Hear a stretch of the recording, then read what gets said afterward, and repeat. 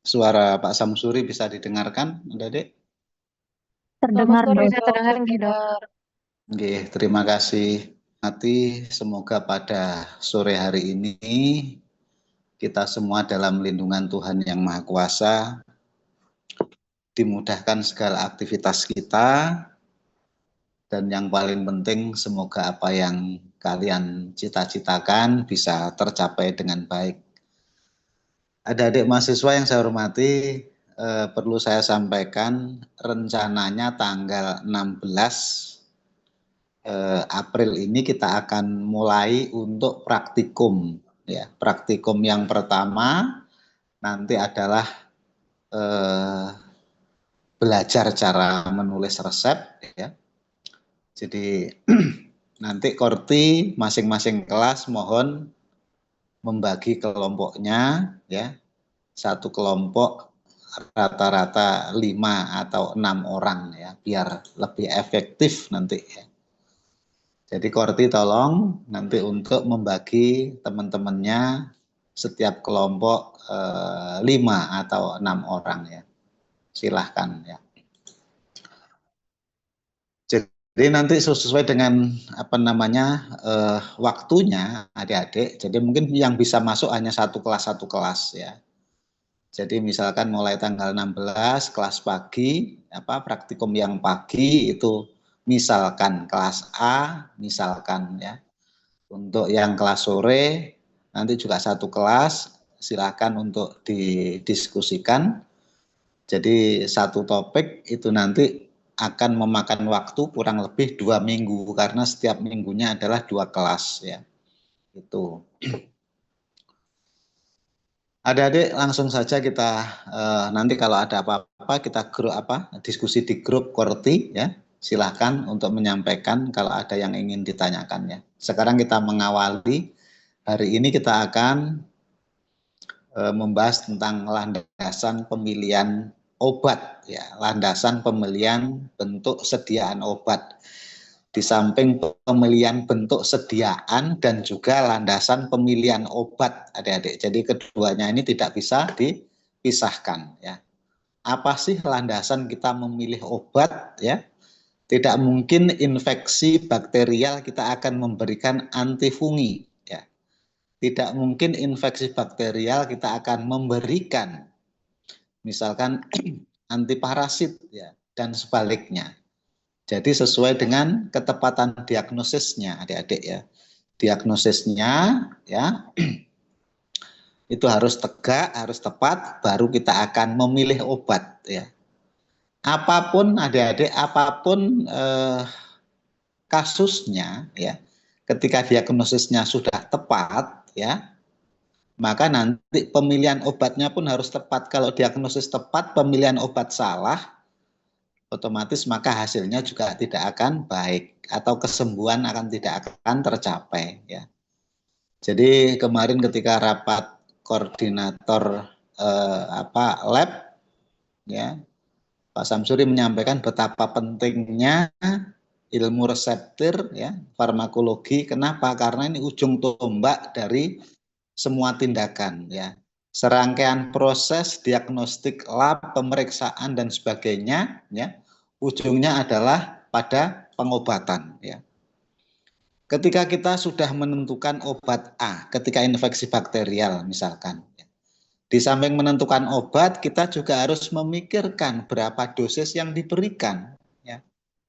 Kita juga akan memikirkan bentuk sediaan yang akan kita berikan. Apakah sediaan parenteral ataupun non parenteral, ya.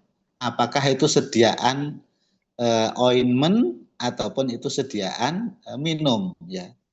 Apa itu sediaan injeksi? Injeksi pun nanti bervariasi. Apakah kita injeksikan secara subkutan, intramuskuler ataupun intravena, ya. Jadi itu dasar dari pemilihan obat, adik-adik, ya.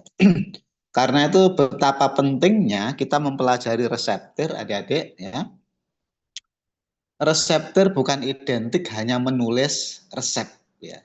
Tetapi di dalam resep itu kita mencantumkan jenis obat yang kita pilih, ya. Di dalam resep itu kita juga menghitung berapa dosis yang kita berikan melalui apa aplikasinya, ya, parenteral kah, non parenteral dan sebagainya, ya. Makanya kalau Pak Samsuri boleh bilang, reseptor ini adalah pintu gerbang terakhir ketika seorang dokter akan melakukan terapi, ya.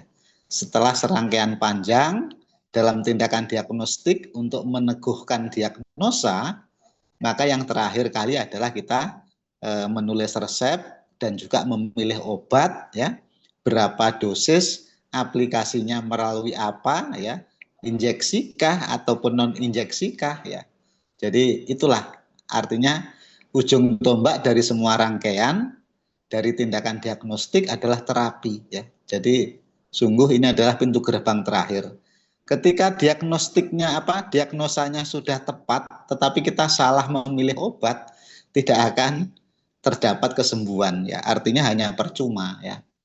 Di samping itu, apalagi diagnostiknya salah, tentu pemilihan obat pasti akan salah, ya. Jadi makanya tidak bisa dipisahkan ketika diagnosisnya sudah melalui serangkaian yang sangat-sangat panjang, ya. Kemudian hasilnya diagnosisnya sudah tepat, sekarang kita tinggal memilih obat yang paling tepat dan juga tindakan aplikasinya seperti apa, ya. Bahkan tidak sampai di situ saja, adik-adik, nanti intervalnya berapa kali akan diberikan, ya. Sehari 2 kali kah, 3 kali kah, atau 1 kali pemberian untuk 2 minggu kah, ya. Makanya sangat kompleks, adik-adik. Kita lanjutkan dulu biar. Jadi dasar pemilihan obat untuk terapi, aduh ini ada gangguan sebentar, adik-adik, reconnecting lagi nih sebentar.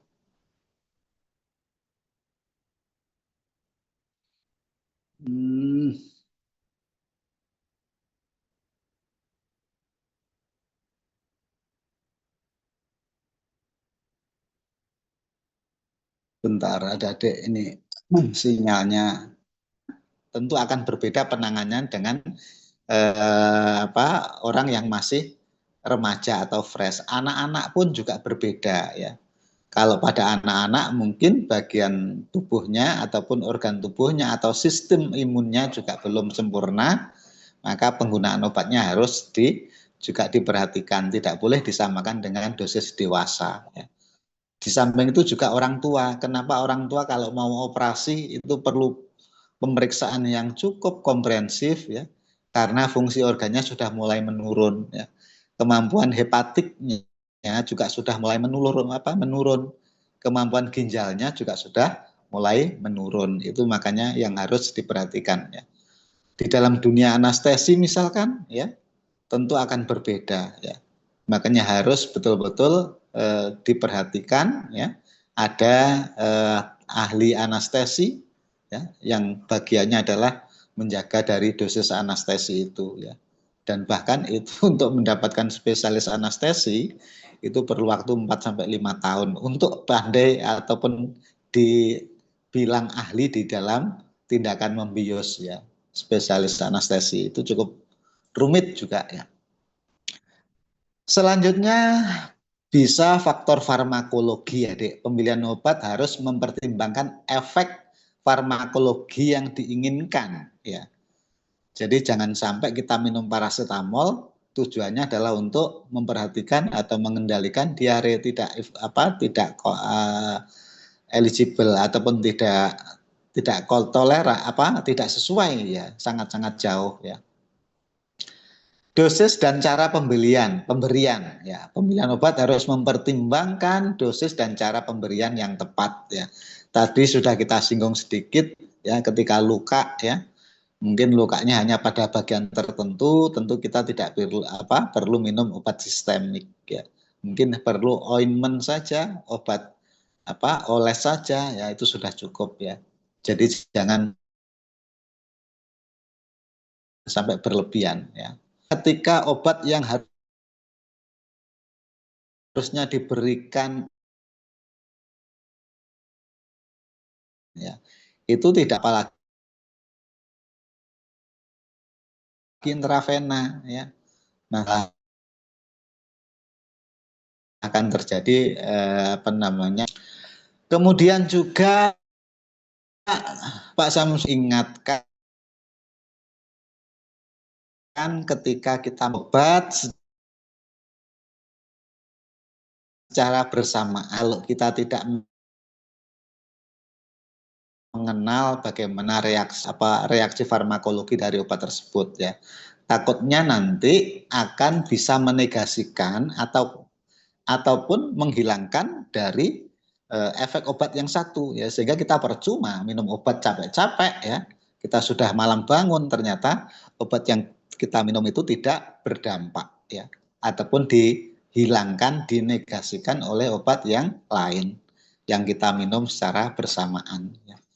Jadi sering Pak Samsuri mengingatkan supaya kalau kita mengkonsumsi obat, apalagi tidak mengerti reaksinya antara obat yang satu dengan yang lain, sebaik mungkin ya, lebih baik dikonsumsi dengan waktu yang berbeda ya, jangan sampai dikonsumsi bersamaan. Faktor keamanan ya, pemilihan obat harus mempertimbangkan keamanan dan potensi efek samping ya, efek samping ya. Ini harus betul-betul kita perhatikan ya, tentang keamanan obat ya. Kontraindikasi ya. Ya. Pemilihan obat harus mempertimbangkan kontraindikasi pada pasien tertentu ya. Kalau pada kucing misalkan tidak boleh diberikan paracetamol ya. Banyak sekali kasus di lapangan ya. Adik-adik ketika Pak Samsuri menangani pada pasien kucing ya, rata-rata maksud dari pemilik kucing itu membantu ya. Dok, ini kucingnya demam. Tadi saya berikan paracetamol, selesai sudah ya. Maka yang terjadi akan menunggu kematian saja ya. Karena kucing memang tidak toleran, tidak boleh diberikan paracetamol ataupun kontraindikasi terhadap paracetamol ya. Jadi betul-betul harus paham ya, keamanan, meskipun dia demam, obat yang lain yang boleh diberikan apa ya, antiinflamasi yang lain yang boleh diberikan apa ya, harus dihindari paracetamol penggunaannya pada kucing ya. Faktor ekonomi adik-adik, jadi ini juga kita harus memperhatikan ya, ketika kita menangani kasus ya, tentu kita harus melihat juga, memperhatikan dari status ekonomi klien kita ya. Jangan sampai klien kita itu orang-orang yang tidak mampu, kemudian kita resepkan dengan obat-obat yang cukup mahal, obat-obat paten yang cukup mahal. Ya, nanti tidak akan mampu menebus ya. Itu carikan obat yang moderat ya, mungkin yang tingkatannya di bawahnya, ataupun obat generik ya. Tentu kualitasnya akan berbeda adik-adik ya. Tidak mungkin obat itu sama kualitasnya ya. Apa namanya, harga yang mahal dengan harga yang murah tentu akan berbeda ya. Nanti kalian bisa mempelajari lebih lanjut kenapa obat paten itu lebih mahal daripada obat generik ya. Kemudian juga ketersediaan obat, adik-adik. Pemilihan obat juga harus mempertimbangkan ketersediaannya di apotek ya. Kita mengetahui banyak obat, tapi belum tentu yang kita inginkan itu ada, adik-adik. Belum tentu yang kita inginkan itu ada, makanya kita harus betul-betul memperhatikan itu ya. Misalkan pada kasus mastitis ya, kita tahu yang paling ideal adalah obat-obat golongan penisilin ya. Tetapi ketika obat itu tidak ada, mungkin kita bisa mencari turunannya dari penisilin itu ya. Yang jelas hasilnya tidak akan sebagus ketika kita mendapatkan penisilin ya. Seperti itu contoh ya. Kemudian faktor etika ya, prinsip benefisensi ya. Pemilihan obat harus mempertimbangkan kebaikan keselamatan pasien ya. Jadi jangan ketika pasien kondisi kritis memang seharusnya obatnya ini ya.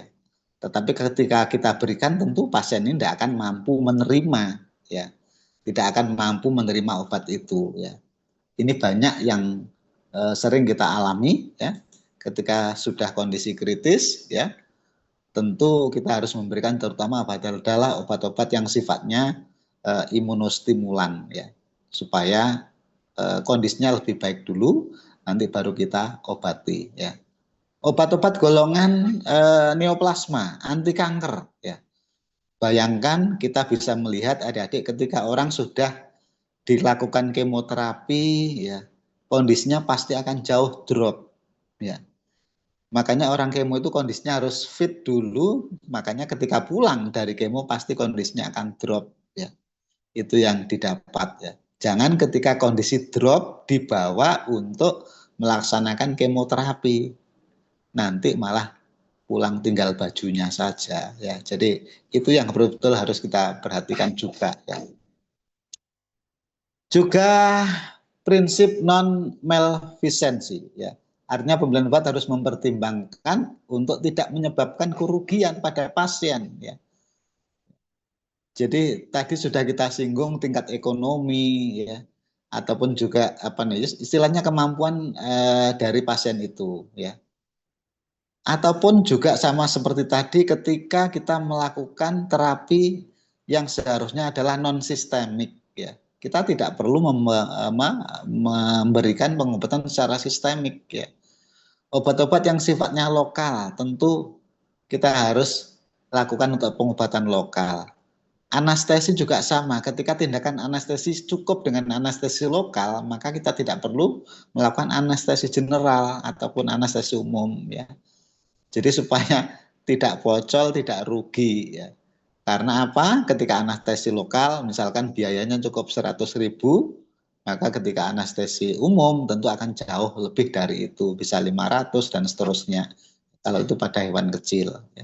Bayangkan kalau pada sapi misalkan ya, tentu berapa dosis, berapa mili yang harus kita berikan ya. Pak Samsuri pengalaman memang pada sapi ya yang mau menggantikan talinya itu ternyata sapinya apa sangat-sangat galak, kita harus melakukan anestesi ya. Kita lakukan ya. Tapi karena sapinya harganya cukup mahal ya.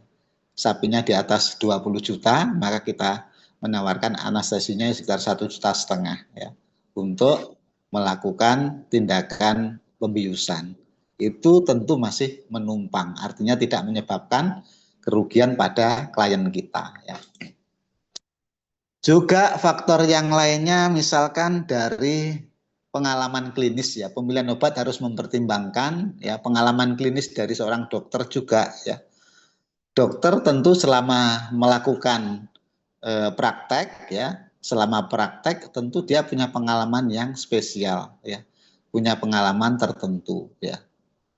Jadi tidak apa namanya tentu berbeda dari setiap dokter. Contoh penggunaan apa namanya obat ya, penggunaan obat ya. Dokter ini ternyata cukup percaya dengan obat-obat yang paten ya, sementara teman yang lain pakai yang generik dan seterusnya ya. Terus kemudian pedoman klinis ya, pedoman klinis ya, pemilihan obat harus mempertimbangkan pedoman klinis yang berlaku ya. Pedoman klinis yang berlaku. Tentu kalau di daerah kita ya karena banyak warganya tanda kutip mohon maaf yang muslim ya, biasanya sertifikasi halal itu sangat dibutuhkan ya. Meskipun ada obat yang lain tentu itu juga harus membutuhkan sertifikasi halal ya supaya menjaga dari umat, dari warga supaya tidak ada gejolak dan sebagainya ya. Tentu kalau kita di Bali tidak masalah ya. Kalau di Bali mungkin warga yang non muslim tidak masalah ya. Kemudian sekarang kita lanjutkan adik-adik dasar pemilihan obat, apakah kita harus memilih obat cair ya, obat padat ataupun obat semi solid ya.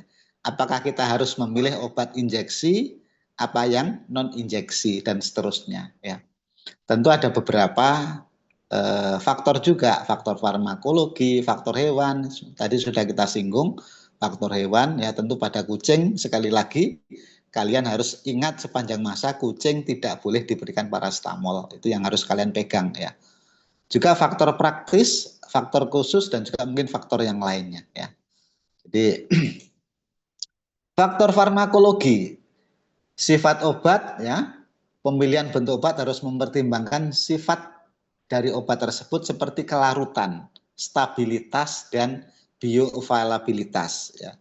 Kemarin sudah kita singgung, bioavailabilitas adalah fraksi obat yang bisa mencapai sirkulasi sistemik. Ya. Berapa persen obat bisa mencapai sirkulasi sistemik, itu namanya bioavailabilitas. Ya. Kelarutan tentu, ya, kelarutan.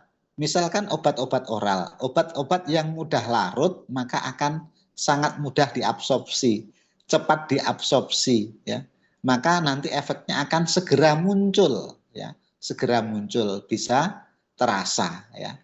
Jadi kelarutan sangat penting. Kalau obat yang tidak larut biasanya penggunaan adalah pada skala regional, ya. Misalkan obat-obat anti diare itu memang diharapkan supaya tidak diabsorpsi di dalam saluran pencernaan, ya, supaya kerjanya langsung kepada saluran pencernaan, bagian lambung ataupun usus, ya.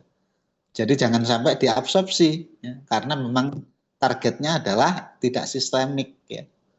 Stabilitas adik-adik, ya, ingat di dalam saluran pencernaan banyak asam, ya.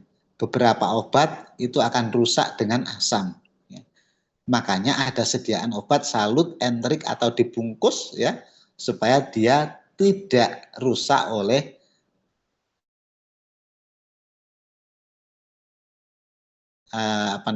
terutama di lambung, ya.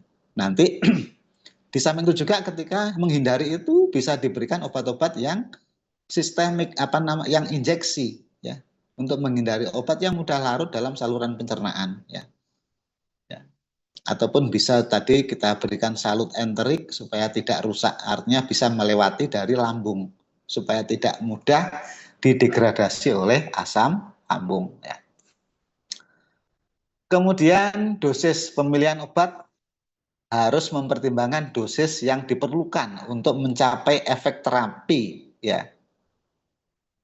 Ini penting terutama obat injeksi, ya.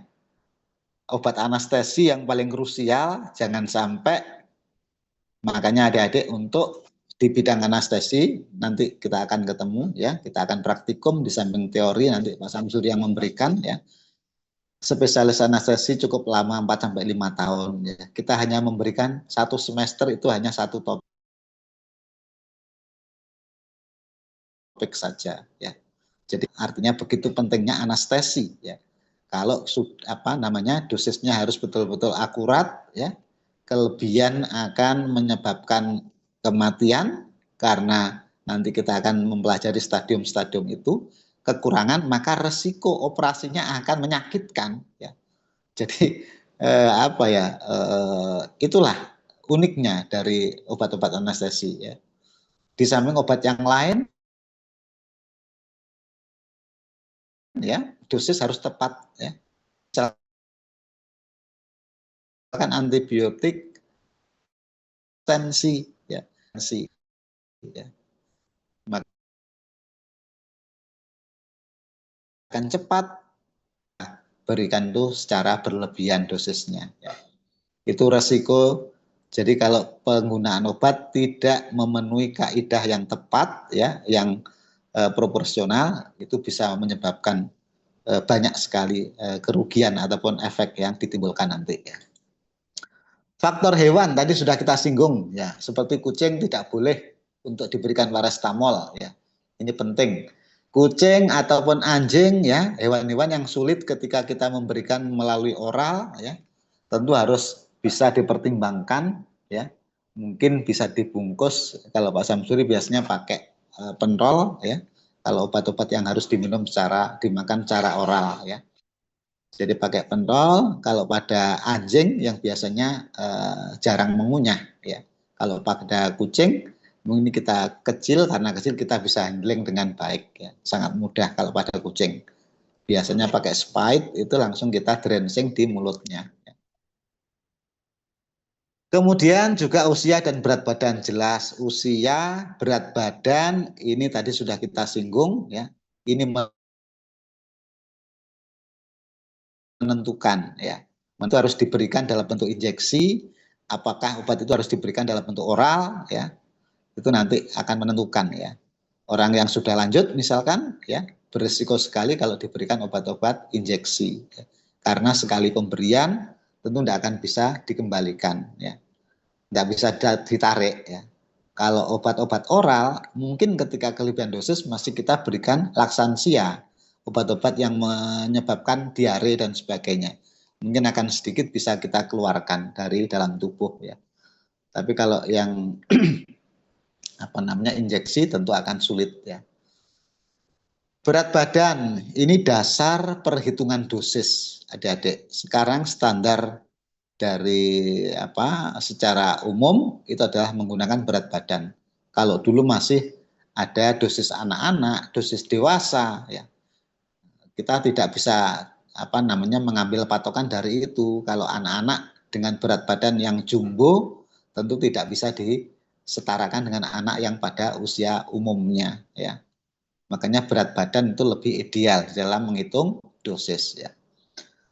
Selanjutnya juga kondisi medis. Pemilihan bentuk obat harus mempertimbangkan kondisi medis dari hewan tersebut, ya. Seperti kesulitan menelan. Kalau obat sulit menelan, mungkin kita bisa berikan lewat suppositoria, ya. Lewat anus ataupun injeksi. Berapa dasar sudah tidak sanggup menelan, tentu kita harus memberikan lewat rute yang lain ataupun dengan menggunakan sonde, ya. Langsung kita berikan menuju ke lambung lewat selang. Itu sangat bagus, ya. Kalau orang yang sudah kesulitan menelan, ya.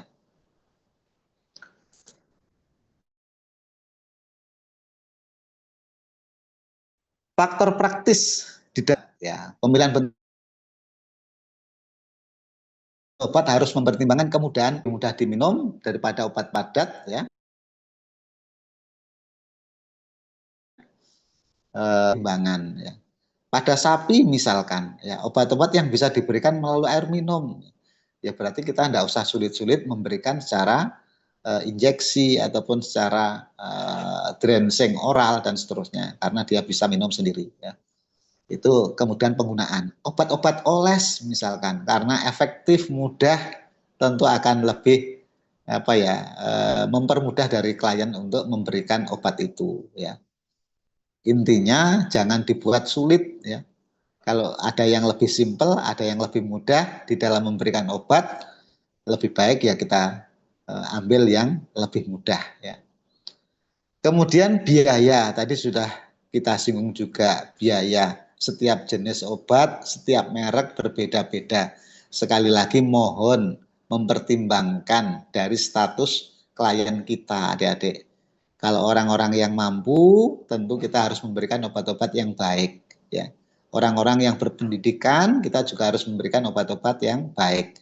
Bukan berarti orang yang tidak berpendidikan, orang yang tidak mampu secara ekonomi, ya, kita harus memberikan obat yang jelek, tidak, ya. Artinya obat yang sama tetapi berbeda dalam hal apa itu paten maupun generik, ya. Tentu obatnya harus sejenis, ya. Itu yang harus menyesuaikan di dalam status dari pasien kita. Faktor khusus, ya. Obat cair dipilih untuk hewan yang memiliki kesulitan menelan, ya. Jelas tadi sudah kita singgung, ya. Atau memerlukan dosis yang tepat, nanti kita bisa kapsulasi, ya, kita bisa bungkus, ya. Dalam artian misalkan penggunaan obat yang dibungkus dengan kapsul itu akan mempermudah. Jadi tidak perlu kita membagi lagi, nanti memotong obat itu menjadi beberapa bagian, ya. Jadi kapsul sesuai dengan dosisnya kita sudah belum, ya. Kita nanti akan mempelajari pulveres, bagaimana obat itu dibuat puyer secara terbagi beberapa bagian, ya. Itu untuk memudahkan di dalam pemberian, di samping juga dosisnya akan lebih akurat, ya. Obat padat dipilih untuk hewan yang memerlukan dosis yang stabil dan dapat dibawa dengan mudah, seperti tablet, kapsul, ya, misalkan untuk anjing itu yang mudah diberikan, ya. Obat-obat yang padat, misalkan kalau obat yang cair mungkin takut kalau botolnya pecah dan seterusnya, itu akan sangat-sangat krusial nanti, ya. Obat semi solid setengah padat Nah, ataupun obat-obat lembek seperti salep ya, dipilih untuk hewan yang memerlukan obat yang dapat diaplikasikan secara lokal seperti salep krim ya. Tadi sudah kita singgung kalau obat itu bisa misalkan ada bagian tertentu yang luka ya ataupun terjadi apa namanya? Akibat dari kerusakan jaringan ya. Maka perlu obat-obat yang sifatnya lokal saja, tidak perlu sistemik. Antibiotiknya pun cukup antibiotik yang salep ataupun non injeksi ya. Jadi tidak perlu yang berlebihan, harus obat-obat injeksi, harus obat-obat yang diminum. Kecuali kalau bagian dari tubuh kita itu banyak yang mengalami anomali ataupun kerusakan ataupun luka ya. Mungkin kita butuh obat-obat yang sifatnya sistemik di samping juga dibantu obat-obat yang lokal atau ointment tadi ya. Faktor yang lainnya, palatabilitas atau keenakan rasa ya. Pemilihan obat harus mempertimbangkan palatabilitas kemampuan hewan untuk menerima dan mengkonsumsi obat ya. Tentu tidak semua hewan ya ataupun manusia sebenarnya bisa tahan terhadap kepahitan dari obat. Kita sendiri, mungkin anak-anak yang kecil, saudara-saudara kita, ketika obat itu terasa pahit, maka dia tidak akan mau biasanya. Karena itu mungkin sediaan ya dalam bentuk kapsul dia akan lebih aman ya, karena tidak merasakan kepahitan ya.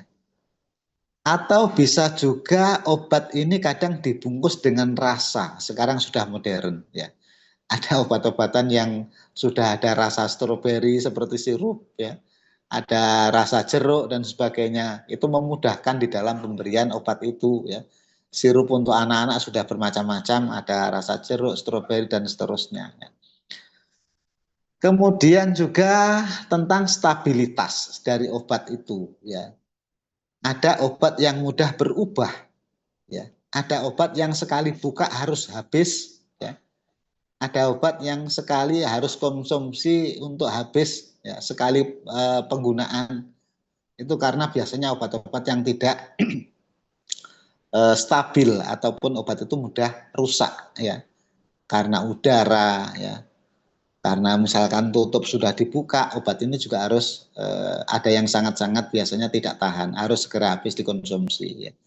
Jadi stabilitas itu juga penting. Bahkan obat-obat yang belum dibuka pun itu juga ada masa aktifnya ya. Ada masa expirednya ya. Ketika masa expired tentu obat itu sudah tidak akan manjur, sudah rusak. Itulah stabilitas obat ya. Kalau obat-obat padat biasanya memang jauh lebih kuat biasanya ya. Tapi tidak semuanya ya. Jadi tergantung dari formula obat itu ya. Jadi secara umum stabilitas ini penting nanti untuk menentukan diantaranya adalah menentukan expired dari obat-obatan itu. Oke.